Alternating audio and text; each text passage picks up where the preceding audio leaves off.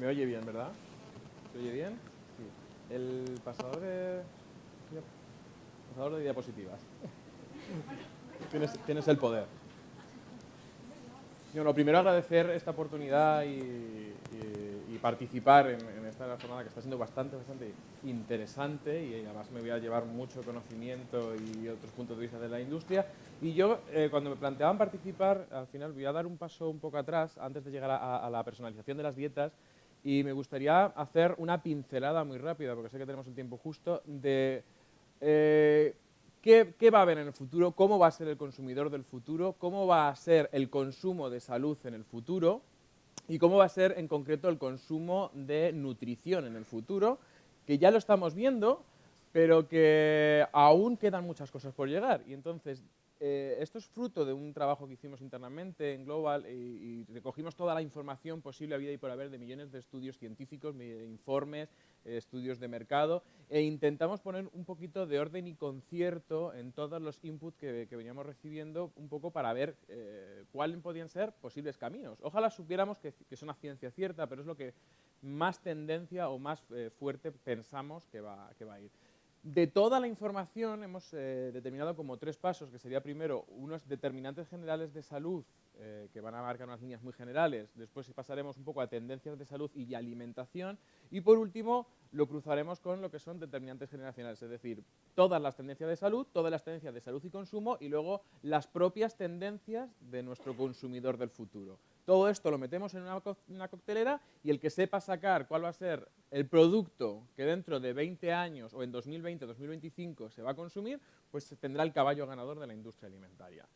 Fijaros, cuando hablamos de determinantes de tendencias, ¿qué va a determinar el consumo del mañana a nivel salud? Tenemos que irnos incluso un paso antes de los estudios de mercado y empezar a irnos a estudios científicos de cuáles van a ser los problemas o los determinantes de salud en el futuro. Y uno de los principales problemas o factores que tenemos que tener en la cabeza es el envejecimiento progresivo que va a tener la población. El hecho de que la población envejezca ya también me va a determinar que el consumo de salud y el consumo de alimentos va a variar. Es decir, hay consumos que tienen una carga a nivel de cuántos años tienen muy importante. Esto lo sabemos todos, que el mayor ejemplo que siempre me ponía mi abuelo, mi padre, y luego estudié en la carrera, es que con la edad el alcohol no sienta de la misma manera. Por ejemplo, ya tenéis que el ratio de consumo por alcohol cambia. Pues oye, pues si sabes que la población va a envejecer, ya sabes que por aquí te van a ir los tiros. Y aparte sabemos que según cumplimos años, por suerte o por desgracia, más por desgracia, también empezamos a tener cada vez más achaques. Y todo el mundo sabemos que cuando tenemos 20 años no tenemos las mismas preocupaciones de salud que cuando tenemos 40 o que cuando tenemos 60. Entonces, esto es una de las primeras líneas muy generales que queramos o no queramos también nos va a influir en la industria alimentaria. Es decir, cuáles van a ser los temas en boga en las conversaciones y determinantes de compra. Fijaros que os he traído de millones de estudios, algunos, como pueden ser la tendencia que hay ahora de todos los nuevos ingredientes en el ámbito de la salud cerebral. Es uno de los temas que está pitando y que preveemos que más se va a hablar en un futuro. Ya hemos hablado de la osteoporosis, ya hemos hablado de la enfermedad cardiovascular, ya hemos hablado de muchas cosas y los estudios de mercado y estudios científicos dicen que a lo mejor el problema del mañana va a ser la salud cerebral. Entonces es una de las cosas que os pongo encima de la mesa porque bueno, ya andaremos en años venideros. Otra de las cosas que tenemos que tener clara es el aumento de enfermedades no transmisibles. Es decir, ya la Organización Mundial de la Salud nos pone un marco de 2020 de que va a haber una serie de cambios a nivel de patologías, enfermedades globales que también nos van a influir, como por ejemplo el aumento de la diabetes y la obesidad. Esto no es nada nuevo, esto lo sabemos. Pero a lo mejor no somos conscientes de que cada vez va a haber más diabéticos, cada vez va a haber más obesos y cada vez va a haber más demanda de productos adaptados a estas circunstancias. Entonces también es algo que cuando nos ponemos a innovar tenemos que tener en la cabeza. Porque siempre que he trabajado para una industria y hemos estado haciendo análisis y viendo, oye, ¿qué podemos empezar a formular hoy y que me dure hasta 2030 mínimo? Porque voy a hacer una inversión. Pues este tipo de cosas los tengo que tener en la cabeza. Es decir, ten cuidado que a día de hoy hay gordos, pero es que mañana va a haber el doble. Y es que pasado mañana va a haber el triple, con lo cual una de las principales guerras que se va a jugar y se está jugando ahora, por ejemplo con el tema del azúcar, es aquí. ¿Vale? Y aquí os dejo también un resumen de cómo la OMS nos empieza a decir cómo va a ser el cambio de posicionamiento de las enfermedades a escala mundial.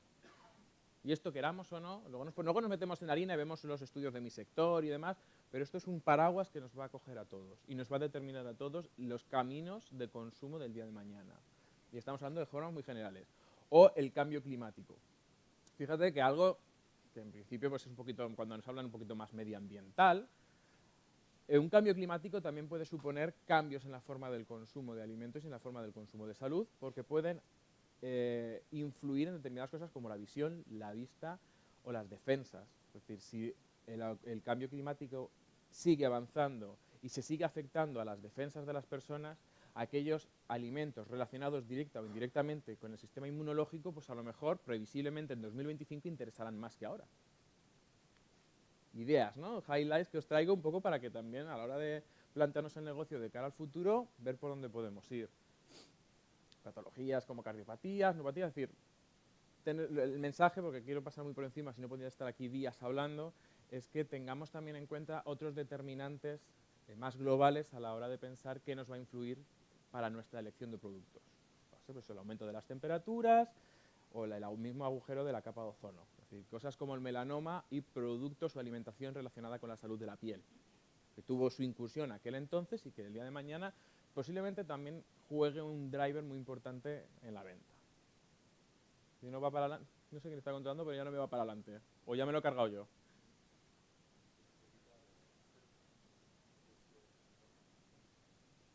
El problema es que yo no lo he abierto. No lo he abierto, no. Cerrarlo va a ser más complicado. Y por otro lado, los movimientos poblacionales. Es decir, sabemos que la población va a aumentar, pero también hay que saber por dónde va a aumentar. Algo que parece también tan subgéneris en la industria de la alimentación en nuestro día a día. Fijaros que por un lado va a aumentar la población, pero por otro lado también va a haber una migración de población desde el medio rural al medio urbano. Va a haber una mayor concentración de personas en los medios urbanos y que van a venir de diferentes países. Y ya hay un movimiento, que no se trae la diapositiva, de forma de consumir en Estados Unidos, que es el consumidor multicultural, que ya lo estamos viviendo a día de hoy. Tú hace 20 años le decías a mi padre que ibas a comer sushi, era como algo súper snob y era lo más. Hace 20 años comer sushi, por Dios, digno de portada de Lola. Ahora comer sushi lo tiene todo el mundo en el supermercado, una bandejita para que la coge y se la lleva a su casa. Pues esto llevado a la mayor de las escalas. Es decir, estamos consumiendo, si el 2015 fue el año de las bayas de goji, 2016 fue el año de la chía y ahora estamos en el año de la quinoa, luego vendrá el año del bimi, y etcétera. Fijaros la cantidad de productos importados que estamos teniendo a día de hoy, pues imaginaros si esta transferencia cultural por movimientos poblacionales llega a más. Es decir, también el abrir la mente en nuestro negocio y decir, ten cuidado que vas a tener un consumidor que te va a demandar cosas de aquí y del otro lado del mundo. Y además van a estar, al final os he traído el estudio de Nielsen, al final vais a tener enfrente un consumidor hiperinformado, no solamente a nivel nutricional, sino de ingredientes. ¿Vale? Vámonos un paso más a concretar. Ya me estabais mirando con cara de, bueno, Luis, muchas gracias por esta relación filosófica que me estás siguiendo de tendencias globales, pero vete un poco a la harina a mi día a día. Fijaros, tendencias en salud y alimentación que se están viendo y que previsiblemente vayan a más, como pueda ser, en general, el consumo de productos saludables. Pero grullo, ¿no? Que también estamos aquí. Sabemos que uno de los principales drivers de compra, frente a precio, es ser saludable. Pero también estamos viviendo un momento en que hemos saturado el mercado, entre comillas, de productos saludables, que era un juego que se jugaba adicionando. Venimos de una carrera entre empresas de adicionar nutrientes saludables a los productos y me ha gustado mucho la mesa anterior a la nuestra, que era naturalidad, porque ahora vamos a jugar un juego totalmente contrario, a quitarle cosas a los productos y a jugar el juego de la naturalidad, de cuanto menos tenga, mejor, ¿no? Pues fijaros que esto seguramente sean los próximos 5 o 10 años dentro de la industria alimentaria. Reclamos o HIIT como principalmente natural, que ya hemos hablado en la mesa anterior, y otras cosas como bajo en colesterol, sabores naturales, y enlazo con la mesa que hemos tenido la primera de todos los aspectos sensoriales. Ya no solamente es que sepa bien, sino que el sabor lo identifique como un sabor natural del producto, o contenidos como fibra. Son cosas que a día de hoy van saliendo en los estudios de mercado de que posiblemente se mantengan de cara a 2020, 2025, que es hasta donde hemos visto la mayor consistencia de datos. ¿Todo esto en qué se traduce? Como líneas muy generales, de las más consistentes que hemos visto al cruzar datos. Pues por un lado, todo lo que son productos a base de plantas, y no solamente en estudios de mercado, sino que también ves investigaciones científicas como en PLOS ONE, donde se ve la tendencia al uso como un trasfondo psicológico de la medicina tradicional a base de la planta y del extracto herbal como una posible tendencia de salud.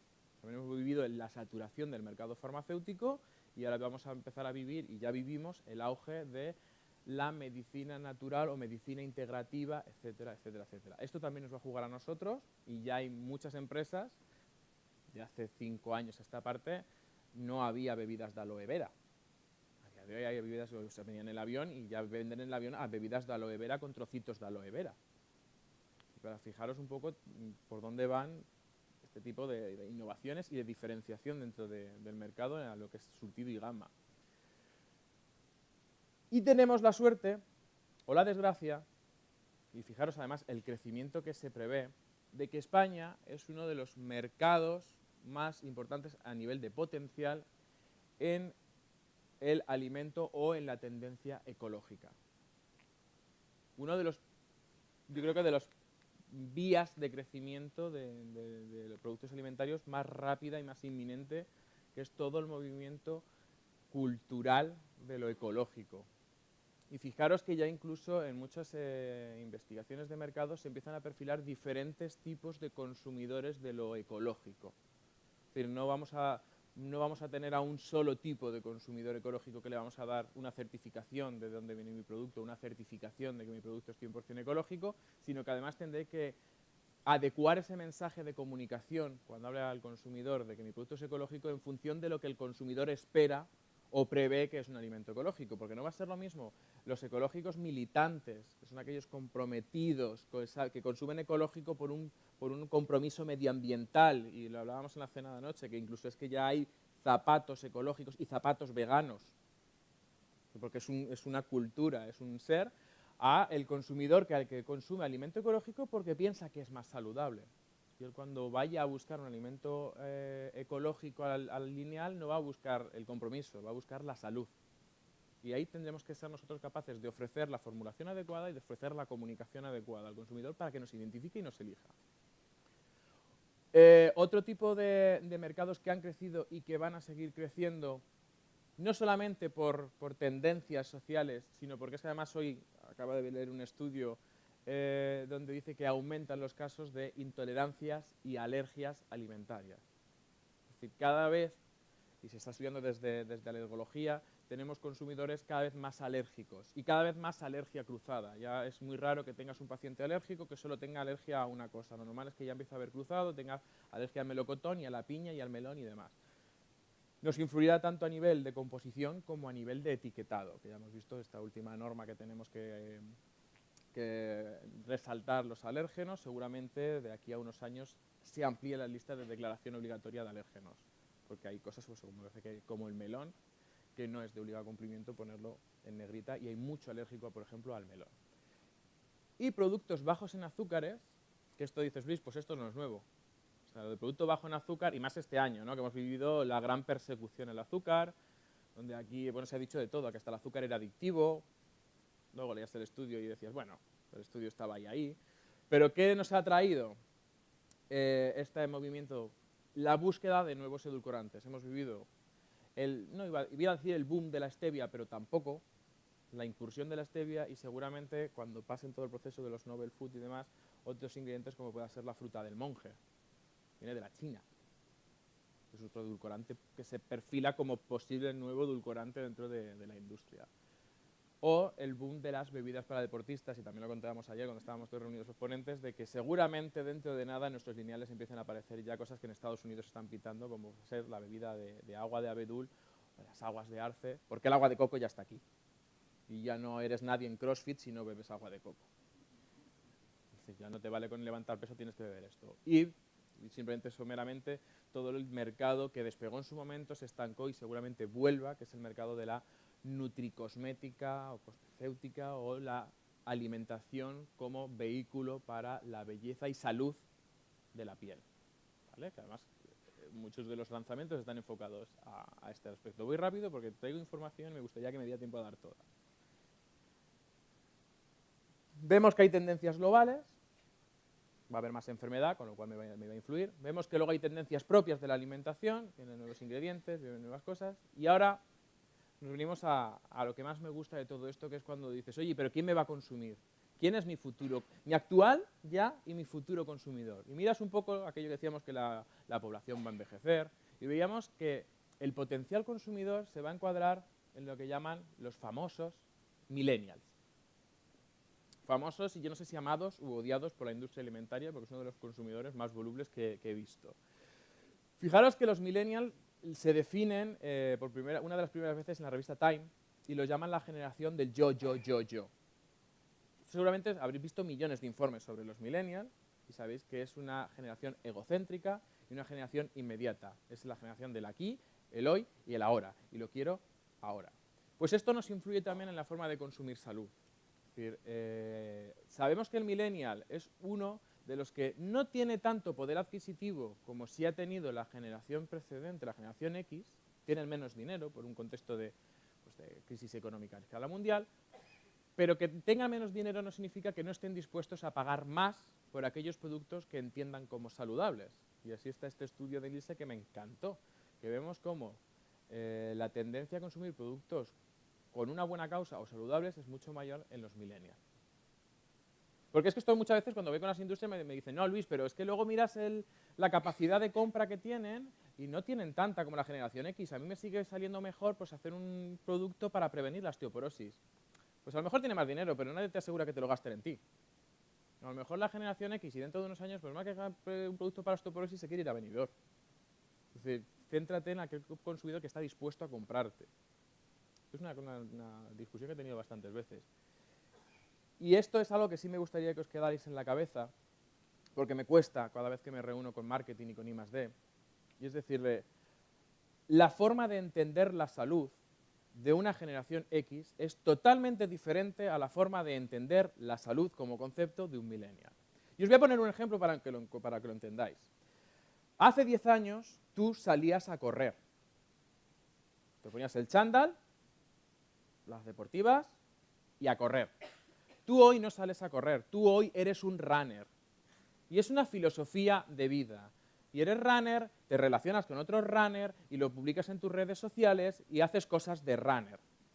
Si antes te comprabas unas deportivas y un chándal, hoy el salir a correr sale carísimo, porque tienes que tener una malla hipopresiva, tienes que saber si supinas o pronas, y hay un mercado ahí, tienes que tener un brazalete donde te quepa perfectamente el último iPhone, con los últimos cascos, pero que sean ergonómicos. Es decir, hay una filosofía donde el millennial no entiende la salud como una vía de prevención de patología.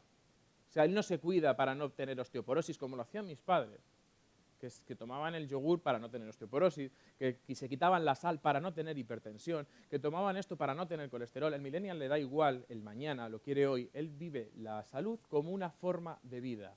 Y os he puesto este ejemplo. Ellos no salen a correr, como a lo mejor salía mi padre, para prevenir un infarto. Ellos salen a correr porque son runner y porque es su forma de vida. Y todo esto llevado a la salud. El ejemplo son los veganos. El millennial vegano lleva el veganismo al extremo y estamos viviendo consumidores que es que se informan hasta de dónde vienen tus lechugas. Y bendito como te encuentren en un renuncio, porque son capaces de comunicar de una forma rapidísima en redes sociales e intercomunicarse entre ellos y pueden alzar o hundir tu marca en cuestión de segundos. ¿Vale? De forma ya resumida, tener esto en cuenta de que son capaces de pagar más si consideran un valor añadido. Os voy a poner un ejemplo. Una famosa cadena de cafeterías inglesa, que es monísimo, te preguntan tu nombre, te lo ponen en el vaso, bueno, es un trato personalizado. Yo a veces siento que es mi familia que me está atendiendo, porque si le falta preguntarme qué tal estoy, y te vas a comprar un zumo y me cuesta 3 veces más que en un lineal. Es el mismo zumo de naranja, pero este es eco-vegano y ético y respeta todo. O sea, te sientes bien tomándote ese zumo, aparte de saludable. O sea, tener eso en cuenta, porque todas las tendencias de salud se van a resumir en un consumidor que ya no solamente hay que proveerle de buenos nutrientes, sino que hay que ser capaces de meternos dentro de su cultura y dentro de su estilo de vida. Y nada más, muchas gracias.